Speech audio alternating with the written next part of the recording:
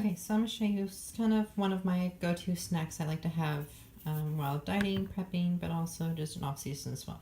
So I get some sweet potatoes. I come in quarter-inch slices, lay them down. I got some wax paper, so let me cut these up and I'll show you the next step. So I've got all of them cut, laid down, and I have sprayed the wax paper with a little bit of Pam. Next step, and get a little olive oil. I like to use a brush and not pour it on directly onto it. I feel like you get a little bit more even coat and not so thick.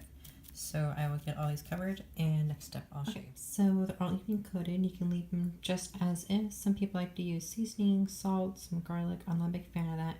Usually I would add just some cinnamon. I can have them, my boyfriend can have them as well.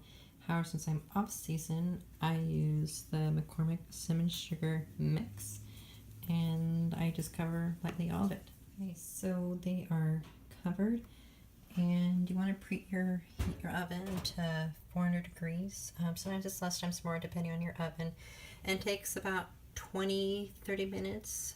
Sometimes it takes a little bit more if I want it a little extra crispy. Sometimes a little bit less. I want it more of like a potato kind of consistency. Okay, it's been 30 minutes, so let's take a look at them.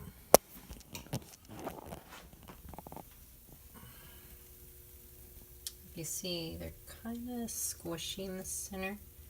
Most people prefer them eaten this way. This is what I would kind of call like consistency of a potato. So I want mine cooked a little bit more. So I'm gonna let mine cook for about another 10 seconds. 10 seconds, I should say 10 minutes. Okay, so 40 minutes total. There's a couple here that are burnt. Obviously, these are the ones that are super thin. Obviously, didn't cut thick enough. However, now they're not squishy anymore, and I don't like them squishy. So for me, this is how I like mine. If you like this the other way, that works too.